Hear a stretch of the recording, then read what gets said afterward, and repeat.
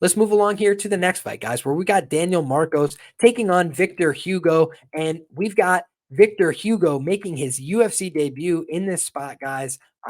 We also have making their UFC debuts on the card Eduardo Mora and Kawe Fernandez. So stay tuned. Like I said, if you guys are interested in some content that isn't tied specifically to the matchup that they have this weekend, but is more so about their style, about how they fight, about what they could bring to the UFC, I'm going to make a video about that later on this week, including our guy Victor Hugo here, who's taking on Daniel Marcos. But for this video, we're just going to focus on the matchup at a first look like we always do on this show. And I think that Daniel Marcos is a guy that, people are definitely starting to get behind. He just got the split decision win over in England over Davy Grant. If my memory serves, that was in England. Yes, it was. So got the win over a Englishman in England.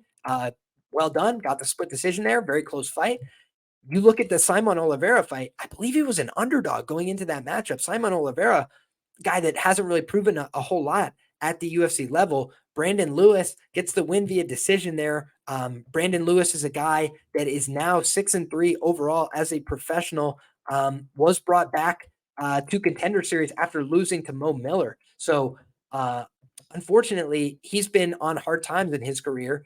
It was a good win on Contender Series for Daniel Marcos, but now riding a lengthy win streak here, a 21-fight win streak dating back to his amateur run, and he is a favorite here against a short notice Victor Hugo, who just signed with the UFC. I believe he fought on week 9 of the Dana White Contender Series. So this is a guy that is making a quick turn, but I want to give him a shout out. This man came back and commented on my Dana White Contender Series breakdown. He said, "Thank you guys so much for the comments."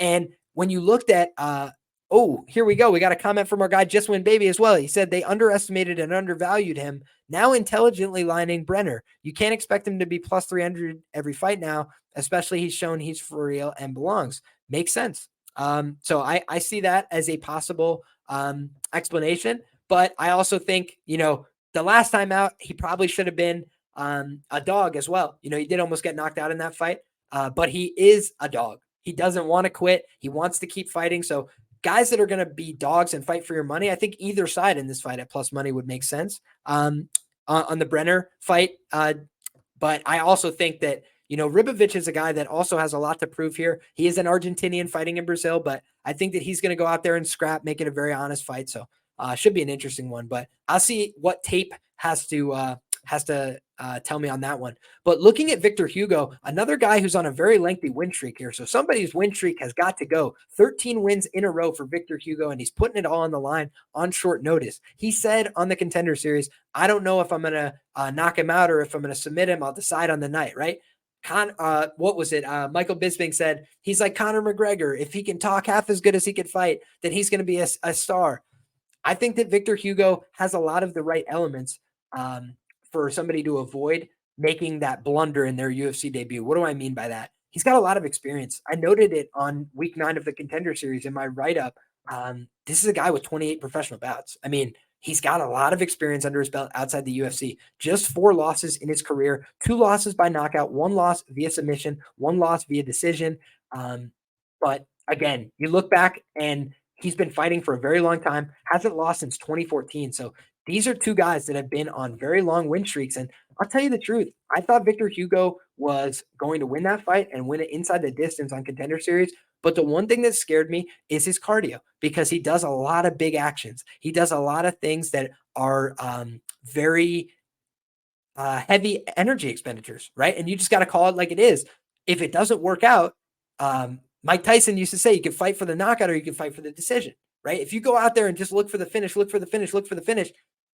could be a problem for you, right? But on the other hand, if you're constantly threatening the finish, you can win moments, you can win decisions that way. And also, you can keep people from opening up with their offense. You can put them on the back foot. You can put them in some danger. So I think of Victor Hugo as an extremely dangerous fighter. Daniel Marcos, never been finished. So that's the feather in his cap here for me. He's never been finished. He's going against a guy that has been finished before. But his last fight out against Davy Grant, he didn't win it by a wide margin. He didn't go out there and dominate. And now he's got to take on a Brazilian in Brazil, and he's got to take on a guy that has power in both hands. He's fought as high as 165 pounds. He's done very well. He's got dangerous and dynamic kicks. He could switch it up, go to the head. He could switch it up, go to the body. He could spin. He could throw them from stationary stances. He could switch stance. So he's a tricky, awkward guy on the feet and on the mat. Look at what he did last time out. I mean, that knee bar was phenomenal. I could just disclose to you guys, I'm not a very good, knee bar practitioner, right? I go to jiu-jitsu all the time. I don't very frequently even attempt knee bars, but I saw what this guy did to set up his knee bar, and it like opened a little pathway in my mind. I was like, man, that's a really clever way to set up that figure four. And then I almost secured a knee bar at practice the very same day.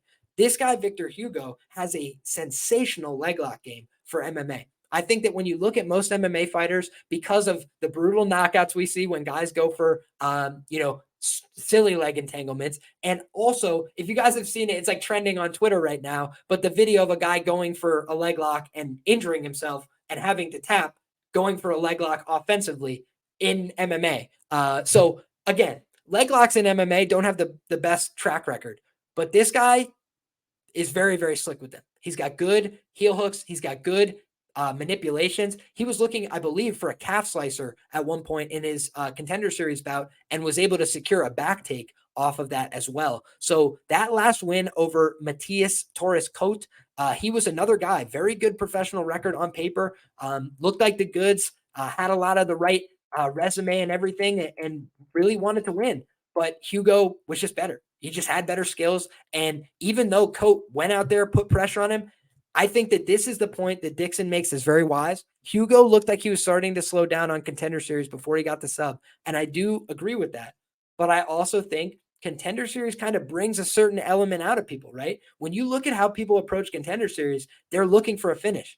This guy is 24-4, right? He's already had a million fights. He can't afford to just keep fighting on the regional scene. He needs to get moved up in the ranks. He needs to make more money, right? That's why he goes from fighting, on the 9th week of Contender Series to now being right in the UFC before a lot of other people. Eduardo Mora, who's also debuting on this card, was on week 2 of the Contender Series. So you just see that there's, a very expedited schedule for this guy. I want to see Victor Hugo come in here and put on a display and make this an honest fight. I hope that his cardio can hold up, because if it does, I think we're getting a absolute back and forth scrap. And I think that the line is a little too wide. I think that Victor Hugo, extremely dangerous fighter. Shout out to Liam versus Hugo. I take Liam via split decision 100%.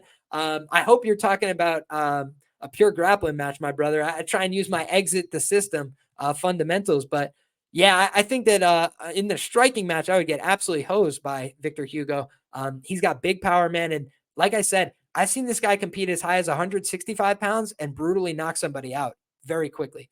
He's got tremendous power. So I think that the one thing that stood out to me about Victor Hugo on Contender Series, this guy's not intimidated by anybody. He's very confident. He will fight anybody right now on a dime. So I think Victor Hugo is going to go out there and make it an honest scrap.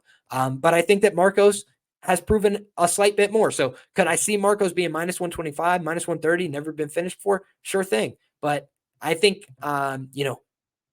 fade this guy, Victor Hugo, at your own peril, man. I think he's a very, very dangerous guy with a lot of different ways to finish fights. I think he's crafty from a lot of different positions. So just take that for whatever it's worth.